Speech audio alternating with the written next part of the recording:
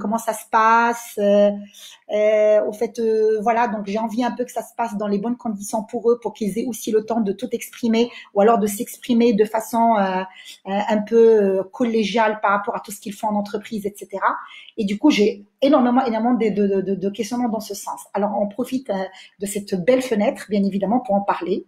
Alors donc, on commencera déjà par voir qu'est-ce que un entretien annuel d'évaluation, déjà pour le définir. Voilà.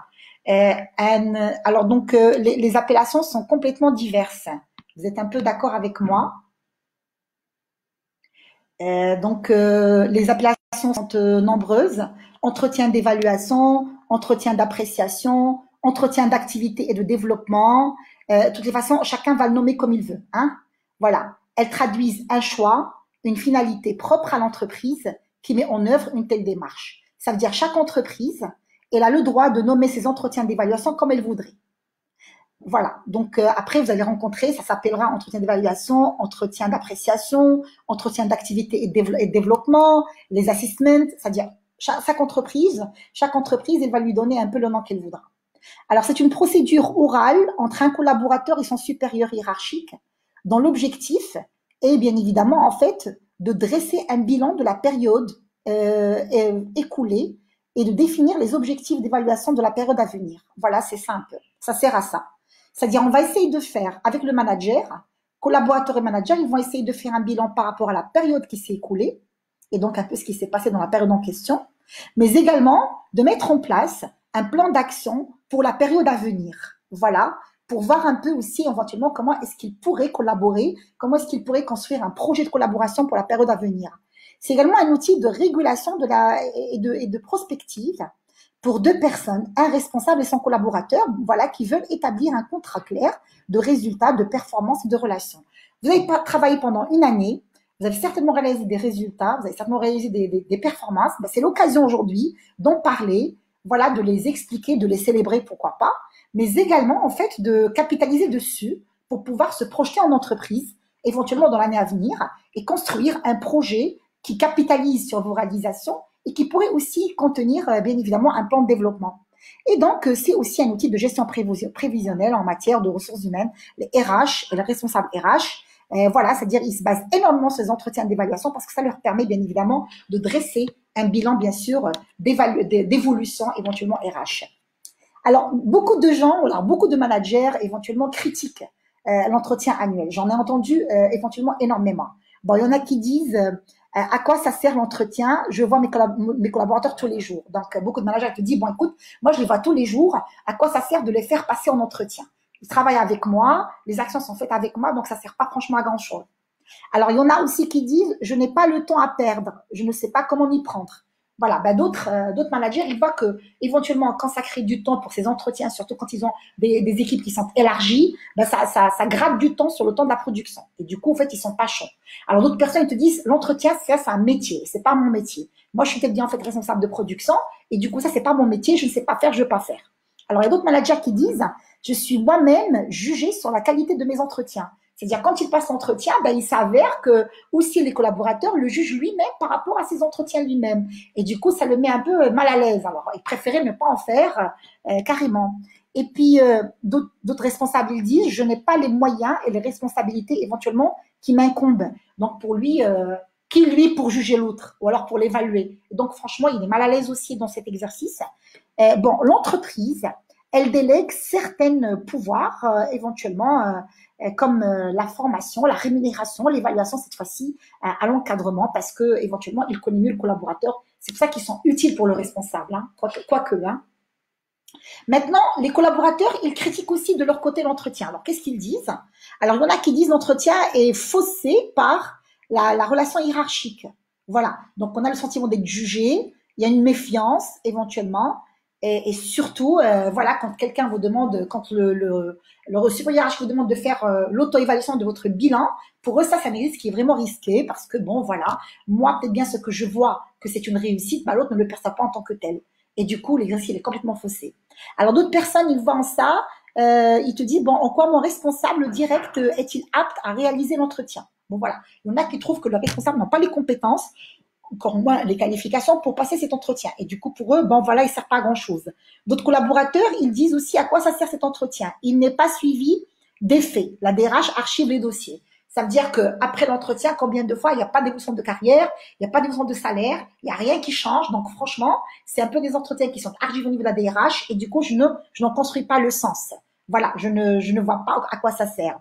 Alors, d'autres personnes, ils disent, alors là, je ne suis pas éventuellement connue des N+2 et N+3. Et du coup, parce qu'ils ne me connaissent pas, ben, l'exercice aussi, au fait, éventuellement, voilà, il sert pas à grand chose.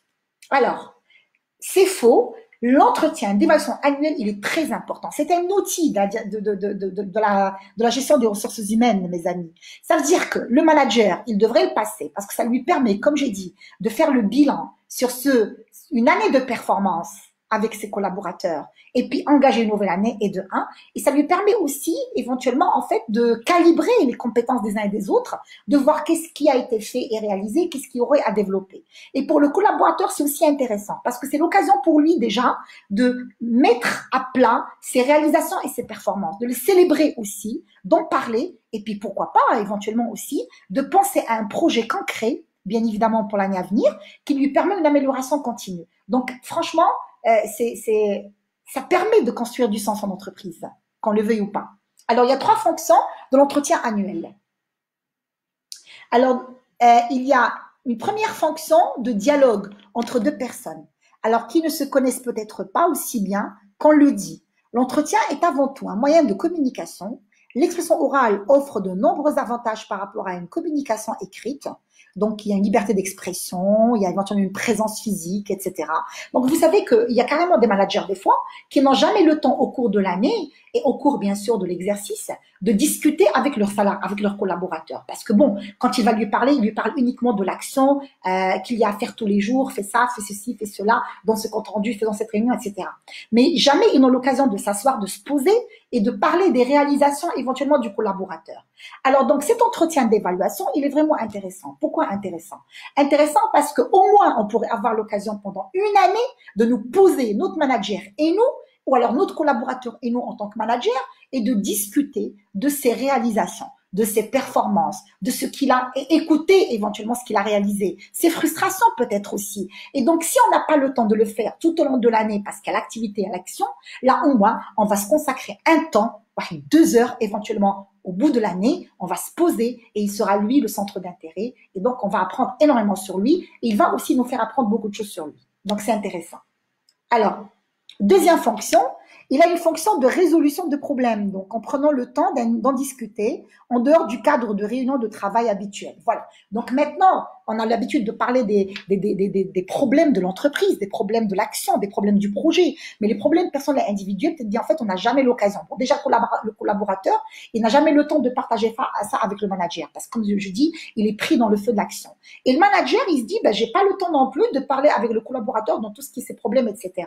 Bon, maintenant, on se donne le temps, durant cet entretien-là, de se poser et de parler de ses problèmes individuels, ses problèmes en termes de formation, de compétences, d'aptitude, d'ambiance, d'intégration. Bref, on peut franchement voir vraiment qu'est-ce qui le tracasse ou alors qu'est-ce qui le motiverait.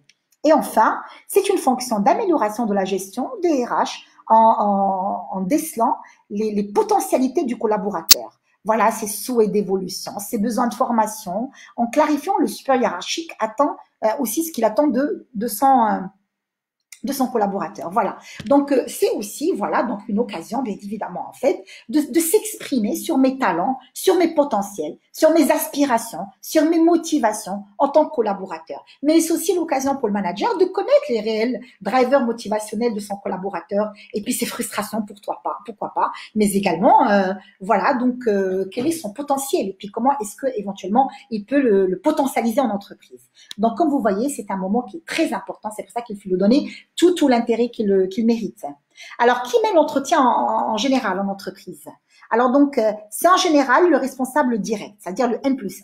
Alors, ce niveau hiérarchique présente de nombreux avantages. Alors, pourtant, l'entretien annuel est un acte de management délicat du fait de ses enjeux importants. Voilà, donc on est d'accord. C'est le N+1 qui se charge de passer l'entretien d'évaluation. Pourquoi le N+1? Parce que c'est lui qui est on va dire, censé évaluer le collaborateur, et de un, et de deux, c'est lui qui supervise l'action du collaborateur, et systématiquement, en fait, c'est lui qui devrait se charger de l'accompagnement du collaborateur pour son projet éventuellement futur. Et du coup, c'est à lui de le faire, hein, forcément, c'est à lui de le faire. Alors donc, selon Arnaud d'Aubouville, donc, et puis Marie-Madeleine Berne, qui sont, on va dire, deux experts en RH, alors ils disent que c'est une auto-analyse effectuée par le collaborateur en présence de son responsable, dont le rôle consiste à aider, si nécessaire, à l'approfondissement de l'analyse, sans porter lui-même de jugement. Il le fait par des questions ouvertes, de manière à ne pas influencer son interlocuteur par la communication, bien sûr, de sa propre personne. Voilà, c'est ça. Donc, c'est un entretien, c'est plutôt en fait, une auto-évaluation, autodiagnostic et auto-évaluation, qui est pris en charge par le collaborateur en face de son supérieur hiérarchique N+1. Le supérieur hiérarchique, il a le rôle d'écouter cette auto-évaluation, aider, accompagner, clarifier, expliquer, homogénéiser les perceptions, enlever le flou et pourquoi pas éventuellement expliquer un projet, bien évidemment, d'évolution. Donc, franchement, c'est convivial, c'est dans un climat de confiance, c'est dans un climat de confort et c'est bien évidemment, en fait, on va dire, beaucoup de... il est censé normalement, en fait, tirer beaucoup de bénéfices et pour le collaborateur et pour le manager et le management. Alors donc, les préalables sur l'entretien. Donc, pour cette raison, il peut être intéressant de réaliser un guide de l'entretien d'évaluation ou un support écrit de l'entretien. Donc, je conseille tous les managers, pourquoi pas, les N+1, à ce qu'ils préparent à l'avance un guide d'entretien. Pourquoi? Ça, c'est pour cerner la discussion avec leurs collaborateurs, pour que ça commence pas à traiter de ces problématiques personnelles des fois et individuelles, mais plutôt éventuellement à canaliser l'entretien et à l'optimiser pour qu'il soit éventuellement ancré dans la perspective recherchée par cet entretien-là, qui sont ancrés dans le réel, le quotidien de l'entreprise, qui sont ancrés dans les projets futurs du collaborateur et ceux d'entreprise, pour qu'il n'y ait pas de dérapage. Parce que combien de fois il peut aller vers une discussion éventuellement amicale, conviviale, entre un manager et son collaborateur. Mais c'est pas ça. Ce n'est pas un café que l'on prend avec le manager, ce n'est pas une discussion amicale et conviviale, pas du tout. C'est une mise au point sur mes réalisations, mais également une projection, un projet bien évidemment d'avenir que je porte en entreprise. Donc c'est très important de le contextualiser dans ce sens. Alors, quand effectuer l'entretien?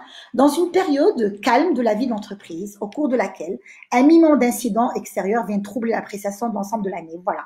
Donc, il faut qu'on ait le temps de le faire, le temps de se poser. C'est ça qu'on va bien sûr toujours le prévoir à une période de l'année où c'est calme, où il n'y a pas de, voilà, où donc il n'y a pas de perturbation, il n'y a pas de beaucoup d'action. Il est préférable aussi d'éviter donc de placer l'entretien juste après un incident critique, car il pourrait biaiser l'appréciation de chacun sur la période évaluée. Voilà, donc il y a eu éventuellement en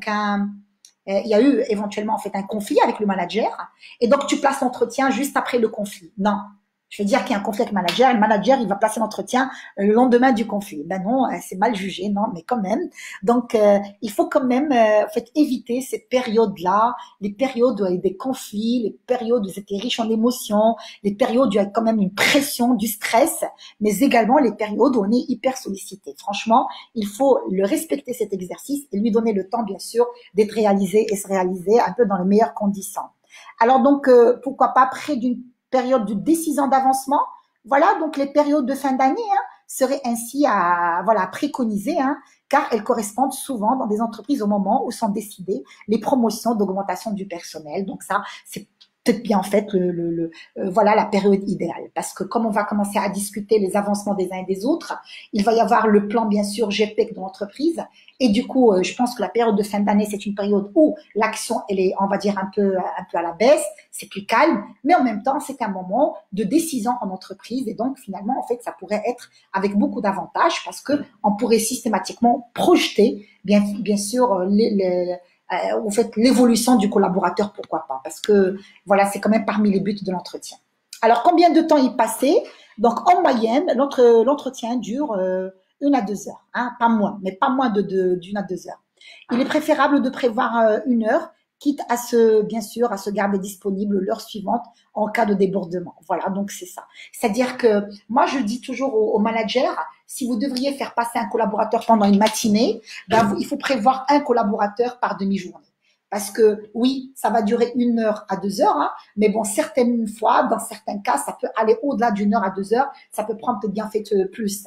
Bon, maintenant, il doit pas être stressé, le manager, il doit pas un peu aussi interrompre l'autre, alors être dans des préjugés, etc. Pourquoi? Parce qu'il a d'autres collaborateurs qui l'attendent. Je préférais que consacrer, bien sûr, une demi-journée pour chaque collaborateur. C'est un exercice managérial. Je sais que c'est un peu agaçant pour les managers parce que ils se voient un peu obligés ou contraints d'arrêter l'activité éventuellement pour écouter les collaborateurs. Mais écouter un collaborateur, c'est un acte managérial qui est très bénéfique pour l'action et pour l'avenir de l'action, bien sûr, du département. Alors, quel sujet aborder? Bon, écoutez, il y a 3 grands sujets qu'on aborde pendant l'entretien d'évaluation. Donc, on a d'abord l'évaluation de l'année passée, ça veut dire son bilan de compétences, qu'est-ce qu'il a réalisé, quelles étaient ses réussites, quelles étaient ses performances, quels étaient son apport éventuellement, et donc, mais également quelles étaient les difficultés qu'il avait rencontrées l'an dernier.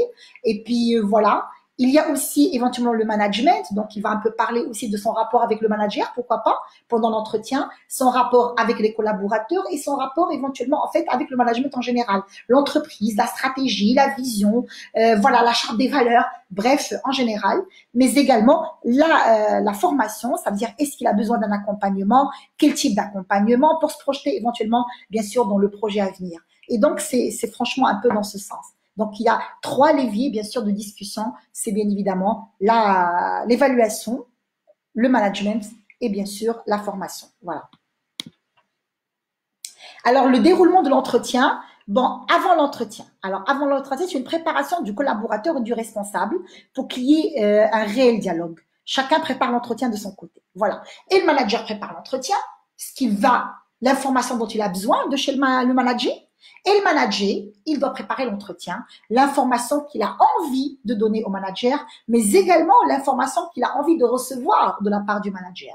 Voilà, c'est ça. Donc, c'est un entretien doublement préparé des 2 côtés. Le manager va le préparer, qu'est-ce qu'il veut savoir, qu'est-ce qu'il veut connaître, sur quoi il veut l'interroger, qu'est-ce qu'il veut questionner chez le collaborateur, et puis qu'est-ce qu'il voudrait lui expliquer aussi, qu'est-ce qu'il veut partager avec lui, et pareil aussi pour le manager aussi, qu'est-ce qu'il veut aussi partager par rapport à son expérience, quelle réussite il voudrait aussi mettre en œuvre, mais également qu'est-ce qu'il demanderait comme explication, comme information, et qui vont lui permettre de construire du sens. Voilà. Donc, lister les faits saillants, les uns et les autres de l'année. Alors, mettre en évidence les réalisations et les écarts par rapport aux objectifs. Bon, ça, c'est le manager, mais également aussi le manager, il pourrait aussi le faire. Et pour maintenant, quand il y a un écart et quand je suis le manager, le collaborateur qui prépare, il faut aussi justifier l'écart à l'avance et préalablement parce qu'il faut s'attendre à une question pareille. Et puis, recenser les motifs de satisfaction et d'insatisfaction d'un côté comme de l'autre, bien évidemment, en fait. Voilà, qu'est-ce qui satisfait le collaborateur et qu'est-ce qui ne le satisfait pas. Et vice-versa aussi de l'autre côté. Et puis aussi les causes de succès et d'échec. On interroge le succès comme on interroge l'échec. On n'interroge pas uniquement que l'échec. Non, on questionne l'échec pour trouver des solutions d'amélioration, pour mettre en place un plan d'accompagnement. Et on interroge le succès parce qu'on veut capitaliser sur des best practices qu'on voudrait partager avec les autres membres de l'équipe et pourquoi pas capitaliser dessus pour avancer pour un projet qui est bien meilleur. Et puis, bien sûr, réfléchir à de nouveaux objectifs et des perspectives d'avenir. C'est un peu l'objectif aussi. Alors, les moyens à disposition du responsable. Alors, on a éventuellement, en fait, les moyens qu'il peut mettre à sa disposition le manager. Donc, on a les documents écrits reçus au sujet du collaborateur, bien sûr, les lettres de remerciement, les réclamations, les notes de service, les documents informatiques ou graphiques, les absences du collaborateur, les résultats du collaborateur, et puis aussi les informations venant d'autres services. C'est-à-dire qu'il doit faire une belle collecte concernant ce collaborateur. Voilà, s'il a reçu des remerciements de la part des clients, il a reçu des emails de remerciements, de félicitations de la part du client, de la part du NE, ou alors du management, ou alors des collaborateurs. S'il a aussi, il y a un état d'absence du collaborateur qu'il doit mettre en place. S'il a aussi un état des résultats du collaborateur. Bref, tout devrait être rassemblé parce que tout cela sont des documents qui vont lui permettre d'engager bien sûr un dialogue ou alors une communication, une discussion équitable et loyale avec son collaborateur, surtout loyale. Alors, observation directe avec l'accord de, bien sûr, l'interviewé. Voilà, donc après, il va lui dire, est-ce que tu permets que je partage avec toi mes observations? Et du coup, voilà, donc un peu, je dis bien les observations, mais jamais les jugements. Voilà, attention les managers, hein, pas de jugement, mais c'est uniquement des observations, bien évidemment, qu'on pourrait partager, j'ai envie de dire, avec beaucoup de bienveillance avec les collaborateurs dans le cadre de cet exercice-là. Et puis l'entretien d'évaluation de l'année précédente, s'il existe toujours. Bon, le rapport éventuellement de l'année dernière, pour voir sur quoi on s'était engagé. Voilà. Et puis, sur ce quoi on s'était engagé, qu'est-ce qui a été pu réaliser et qui n'a pas été pu réaliser et pourquoi il n'a pas été réalisé. Et puis, comment est-ce qu'on peut mettre aussi notre plan d'amélioration. Voilà. C'est dans la continuité, ce n'est pas dans la... Voilà, c'est dans la continuité. Hein. Alors, maintenant, on va voir comment ça se passe. C'est-à-dire, le process se passe comment réellement, hein, j'ai envie de dire. Alors, première étape, éventuellement, c'est, on a vu que c'était la préparation des documents. On a vu ensemble tous les documents dont a besoin un manager pour une évaluation loyale, j'ai envie de dire loyale avec le collaborateur. Le collaborateur attend beaucoup de loyauté, éventuellement de la part du manager dans le cadre de cet exercice-là. Voilà, vous serez un peu nombreux à partager cet avis avec moi. Maintenant, deuxième étape, c'est l'accueil. Comment il va l'accueillir? Alors, pour commencer l'entretien dans les meilleures conditions, un certain nombre de conditions matérielles se doivent d'être respectées. C'est important. Premièrement, la date, le lieu et l'heure sont fixés à l'avance. On ne vient pas lui dire, écoute, demain on va te voir pour un entretien d'évaluation. Il faut donner au collaborateur le temps de se préparer préalablement. Bien évidemment. L'entretien d'évaluation, c'est un exercice qu'il attend tout au long de l'année. Il a plein d'espoir et puis il a plein de frustration. Il a envie de parler, il a envie de partager, il a envie aussi de se projeter en entreprise. Et donc, il faut l'aviser à l'avance. Moi, je me dis au moins 3 semaines à l'avance. Au moins 3 semaines à l'avance. On l'avise. Et pourquoi on l'avise? On l'avise pour qu'il prenne le temps. Pour qu'ils prennent le temps de se préparer, pour qu'ils prennent le temps éventuellement en fait de, voilà, c'est-à-dire d'aussi éventuellement en fait penser à toute la documentation dont il a besoin, prendre le temps éventuellement aussi de, voilà, c'est-à-dire de se rappeler tout ce qu'il a à faire, tout ce qu'il a à dire, prendre le temps aussi de revenir à toutes ses réalisations, de réaliser un plan de synthèse s'il doit le faire. Bref, on lui donne le temps de faire tout ça. Voilà. Voilà, c'est un peu dans ce sens. D'accord? Alors, deuxième, au fait, troisième élément à faire, c'est bien évidemment, au fait, rubrique possible de l'entretien. Voilà. Donc, je récapitule. Donc, on a vu que pour l'accueil, il faut se mettre d'accord sur la date et le lieu éventuellement à l'avance. Voilà, donc qui doivent être fixés bien à l'avance. Alors l'entretien doit se dérouler en dehors de toute contrainte professionnelle, disponibilité réelle des deux interlocuteurs. Voilà. Donc maintenant, il ne faut pas le mettre dans la contrainte professionnelle. On se met d'accord avec lui, éventuellement aussi pour qu'il ne prenne aucun engagement pour la date qui a été préfixée à l'avance. Franchement, aucun. Hein. Et puis l'entretien doit se dérouler dans un lieu calme, voilà, sans téléphone, neutre. On se mettre dans une salle où on va pas être à chaque fois dérangé par le téléphone, à chaque fois dérangé par peut-être bien fait des emails, alors des personnes qui nous demandent un peu de se présenter à tel bureau, tel autre bureau. Comme je disais tout le temps, en fait, il faut respecter cet exercice. Le collaborateur, il a beaucoup d'attentes par rapport à cet exercice-là. Et puis s'il sort avec des frustrations de cet exercice-ci, ben, systématiquement, en fait, ça va décrédibiliser et l'image du management et du manager et de l'entretien lui-même. Et donc, il risquerait de perdre du sens en entreprise. C'est très, très dangereux. Alors, rubrique possible de l'entretien. Alors, différents thèmes pourront être abordés selon les finalités choisies par l'entreprise. Voilà, donc on peut parler et des activités, le développement personnel, les carrières. Tout dépend de la finalité de l'entreprise et de l'enjeu. Tout dépend des projets de l'entreprise, tout dépend de la stratégie de l'entreprise, tout dépend des projections de l'entreprise. Voilà. Donc, comme ça pourrait être les 3 thèmes. Voilà. On peut parler de l'activité. Voilà, quand c'est l'activité éventuellement qui nous intéresserait le plus. Le développement personnel, quand c'est l'intérêt ou le bien-être du collaborateur qui nous intéresserait le plus. Comme aussi, on pourrait parler éventuellement, en fait, aussi de sa carrière en entreprise. Voilà. Donc, ou alors les 3. Hein. Franchement, moi, j'arrive pas à faire la différence entre les 3. Hein. C'est-à-dire, c'est vraiment chemin faisant. Hein. Les 3 sont importants. Alors donc, première chose, ou alors première rubrique, l'histoire professionnelle, très important. Il s'agit de résumer le parcours professionnel du collaborateur. Il est possible d'élargir le champ en évoquant les compétences extra-professionnelles, voilà, d'une façon générale. Alors, toute personne se veut valoriser du pouvoir se faire connaître à travers ses réalisations professionnelles. Donc, il doit, pourquoi pas, on commence par le fait qu'il nous raconte son histoire personnelle. Depuis quand il a intégré l'entreprise, quelle évolution il a fait depuis sa première date d'intégration à l'entreprise. Alors, quels sont les postes dans lesquels il a évolué pendant éventuellement sa présence en entreprise? Quels étaient les challenges par lesquels il est passé? Les défis par lesquels il est passé en entreprise? Les grandes réalisations, les grandes réussites, les grandes célébrations, les grandes performances, mais également les doutes par lesquels il est passé, pourquoi pas? Et puis, les difficultés rencontrées, comment il a fait pour dépasser ces difficultés à travers son histoire en entreprise? Et puis également, qu'est-ce qu'il fait hors entreprise? C'est-à-dire, quand il quitte l'entreprise, qu'est-ce qu'il fait? Est-ce qu'il fait du sport? Est-ce qu'il y a des associations? Est-ce que c'est un musicien? Est-ce qu'éventuellement il fait, je ne sais pas, c'est un blogueur? C'est un youtubeur? C'est important aussi de connaître qu'est-ce qu'ils font les collaborateurs en para-professionnel. Parce que déjà, ça leur fait plaisir de parler de leur passion. Ça leur fait plaisir de partager éventuellement une autre version d'eux-mêmes qui n'est pas forcément interpellante en entreprise. Et c'est aussi important pour le manager parce qu'il peut repérer certains talents et puis certains potentiels. Et pourquoi pas, il pourrait aussi éventuellement créer le besoin chez lui pour éventuellement en fait le faire évoluer vers de nouvelles fonctions en entreprise. C'est très important.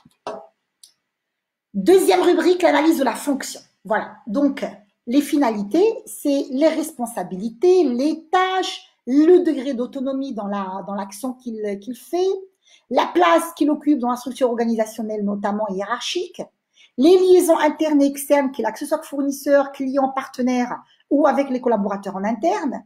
Et puis, l'intéressant aussi de pouvoir donc se baser sur une description de fonctions existantes et d'évaluer les écarts actuels. Quelle est sa fiche de poste actuelle? Qu'est-ce qu'il fait?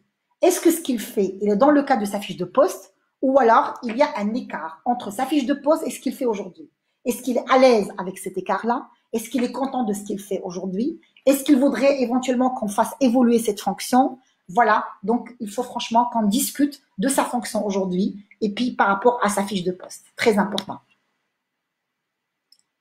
Et puis les événements majeurs de l'année écoulée, voilà, qui l'ont marqué. Il s'agit de passer en revue ce qui a été ressenti comme important aux yeux du collaborateur. Parce que des fois, le manager et le collaborateur ne perçoivent pas les événements de la même manière.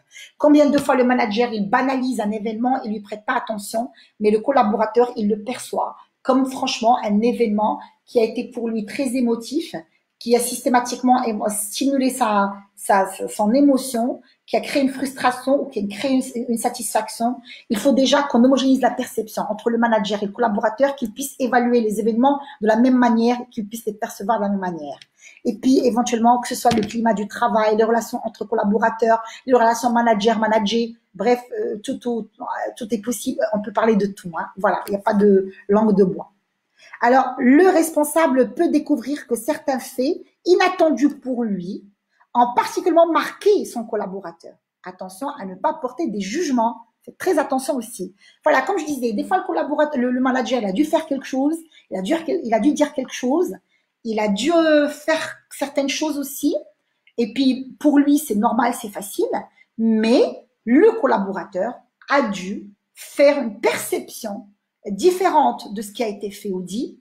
Il a dû lui donner une autre dimension et systématiquement, ça a dû certainement, éventuellement, lui faire mal. Voilà. Et donc, c'est très important de connaître le ressenti de mes collaborateurs en tant que manager par rapport à certains faits et gestes qui ont émané de moi, mais auxquels inconsciemment, j'ai pas prêté attention. Mais en même temps, attention au jugement. Il ne s'agit pas de juger le collaborateur.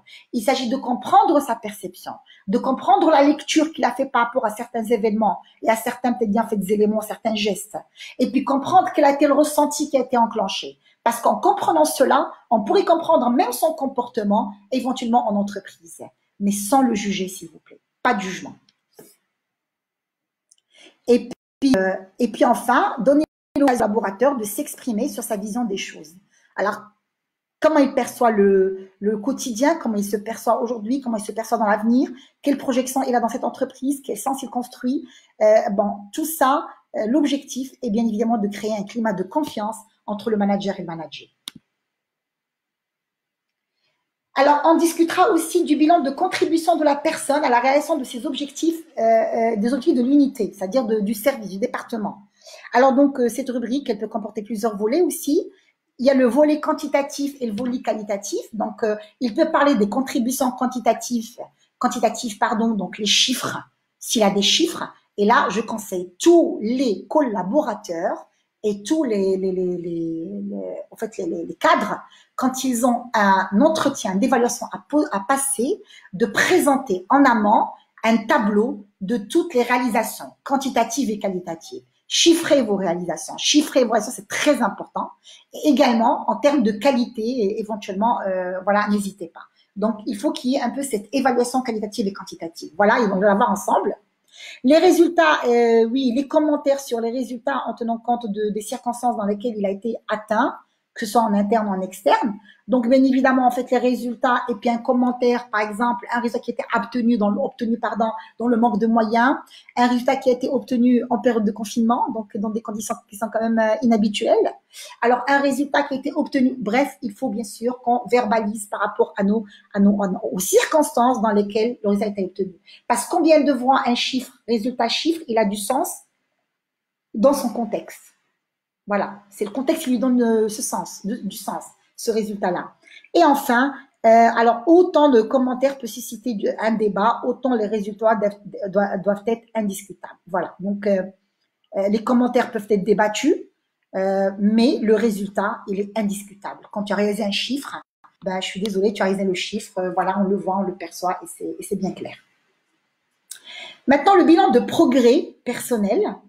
Alors, dans le domaine professionnel, les progrès personnels comprennent le développement des qualités, des capacités intellectuelles humaines.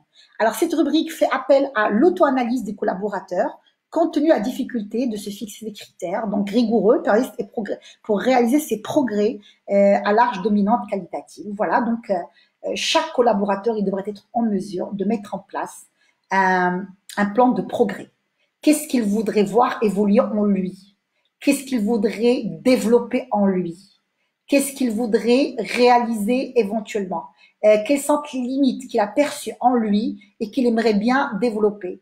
Et puis les exprimer honnêtement et spontanément devant son N+1 et bien évidemment demander un accompagnement. Et le manager doit aussi, de son côté, lui poser la question, quel est ton plan de progrès?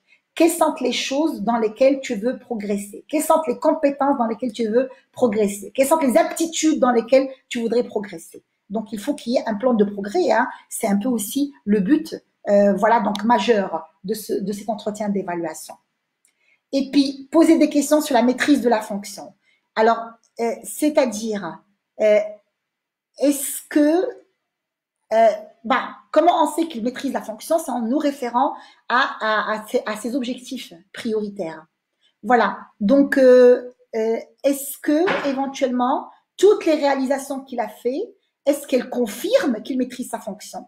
Ou alors il y a eu beaucoup d'erreurs, il y a eu beaucoup de difficultés qui confirment qu'il ne maîtrise pas sa fonction. Voilà. Maintenant, s'il maîtrise sa fonction, c'est génial. On peut éventuellement mettre en place un plan d'évolution en faisant évoluer la fonction. Voilà. Maintenant, si on voit qu'il n'a pas, voilà, donc confirmé la fonction, donc là, on pourrait mettre en place un plan d'accompagnement, pourquoi pas. Voilà. Toujours dans ce climat de bienveillance et de confiance. Voilà. On n'est pas ici. Évaluation ne veut pas dire forcément sanctionner. Ce n'est pas forcément créer des frustrations, pas du tout, mais c'est plutôt accompagner et rassurer. Voilà. C'est le but de l'entretien d'évaluation, c'est rassurer et accompagner. Alors, les objectifs pour une nouvelle période. Alors, donc, il y a un peu des règles qu'il faudrait bien sûr partager pour que les objectifs de la nouvelle période soient, on va dire, bien réalisés. Bon, maintenant qu'on a fait le bilan de tout cela et qu'on a vu tout ce spectre éventuellement en termes de compétences, aptitudes, intégration, évolution, maîtrise de la fonction, voilà, plan de progrès. Maintenant, il faut qu'on se prononce sur des objectifs pour un plan d'action pragmatique pour l'année à venir. Alors, pour réussir les objectifs à mettre en place, il faut d'abord se rappeler d'une chose. Un objectif doit être formulé en termes de résultats à atteindre.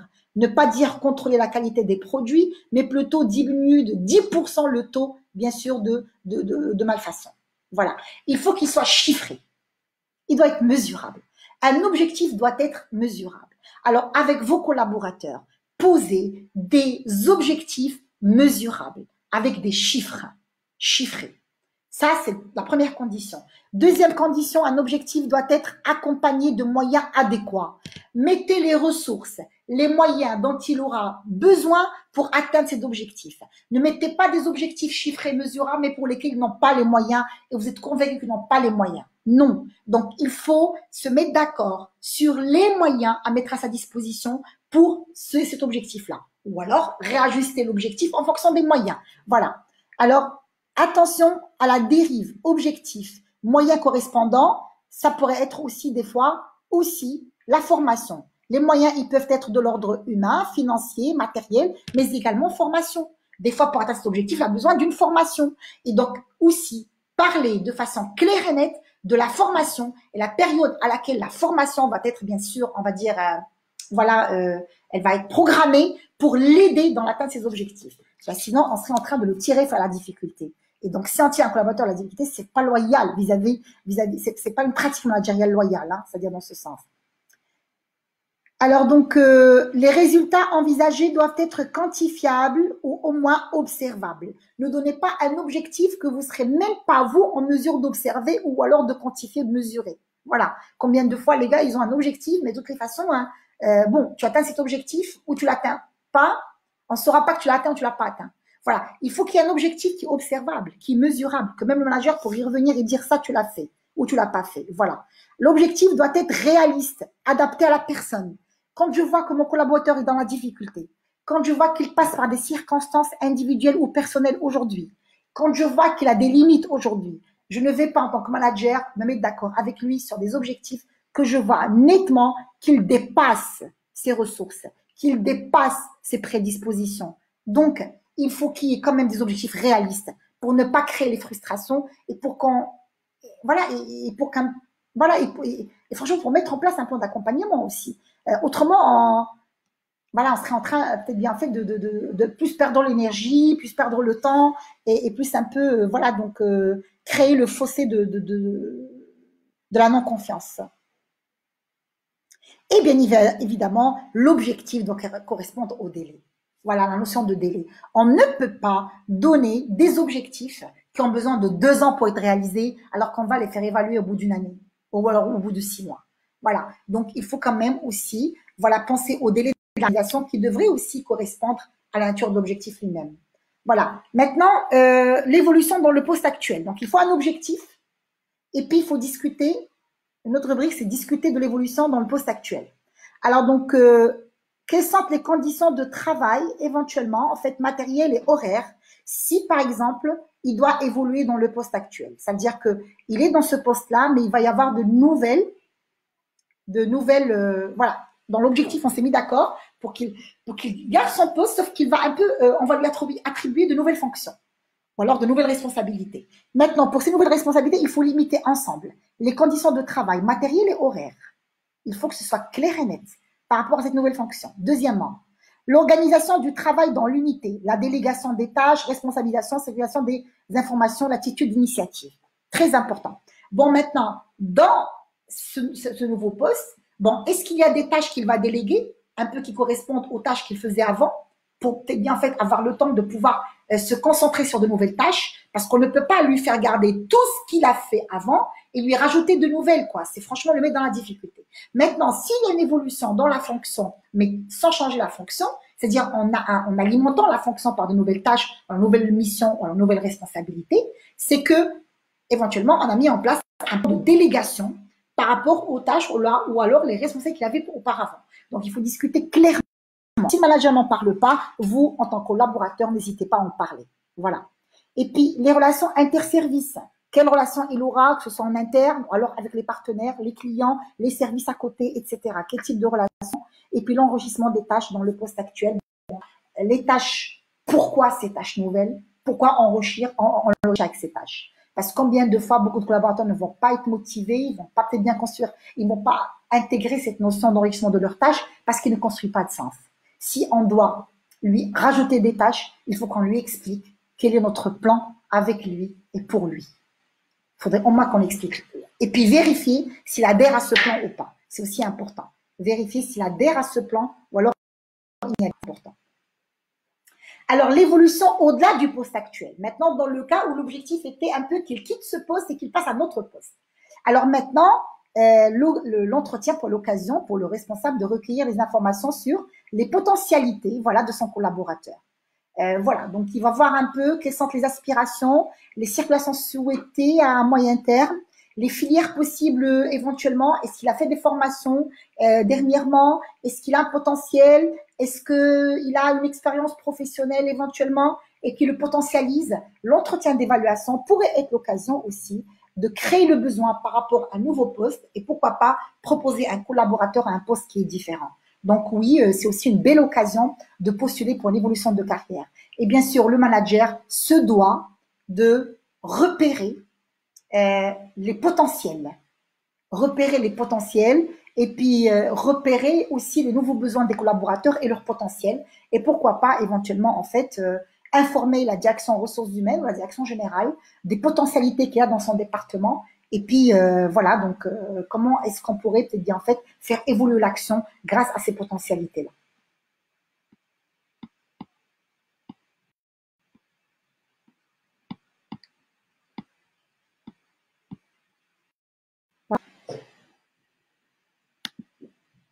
Donc, la conclusion de l'entretien, on arrive à la conclusion. Alors, conclure un entretien, c'est lui assurer une issue positive, même si son déroulement a été difficile. Donc, l'entretien, il se doit finir sur une note positive. Alors, même s'il a été un peu difficile à mener, il faut qu'il termine par une note, on va dire, positive. Alors, donc, on va finir par une phrase positive. Il faut finir sur une émotion positive. Il faut finir sur une projection positive. Il faut finir par une création de confiance entre le manager et le manager. C'est très important, même quand l'entretien était très difficile. Alors, il est important donc de poser une question ouverte de type tous les points importants ont-ils été évolués ou abordés. Voilà, on posera la question pour voir est-ce qu'il a encore d'autres choses qu'il a dit.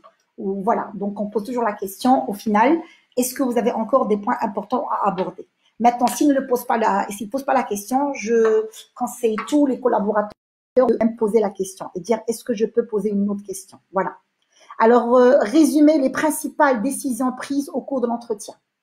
Faire un récap de ce qui a été dit pour que ça ne passe pas comme une petite discussion, alors une grande discussion finalement, on a sauté du coq à l'âne, on n'a rien retenu. Donc, faire un récap. Et ça, c'est le manager qui fait le récap de cet entretien.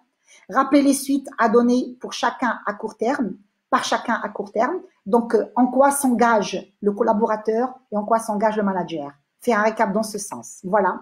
Rappeler éventuellement, ou alors fixer le délai du prochain point dans le cadre du suivi.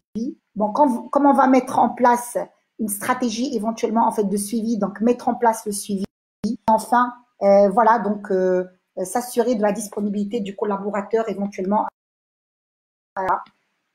dans tous ces, voilà, donc pour les entretiens par la suite.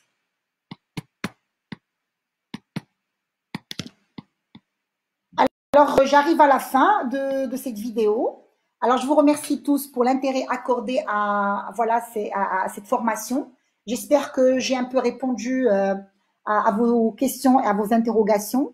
Voilà, donc je pense que voilà, l'entretien d'évaluation annuel, bon, il s'approche les entretiens, on est quand même, ça s'approche à la fin d'année. Donc, ou alors il y en a peut-être bien en fait des managers qui vont profiter de cette période de confinement, pourquoi pas, pour faire leurs entretiens virtuels avec leurs collaborateurs. Ce serait aussi une bonne idée. Hein. Voilà, ils peuvent quand même se donner le temps de le voir et de le réfléchir ensemble.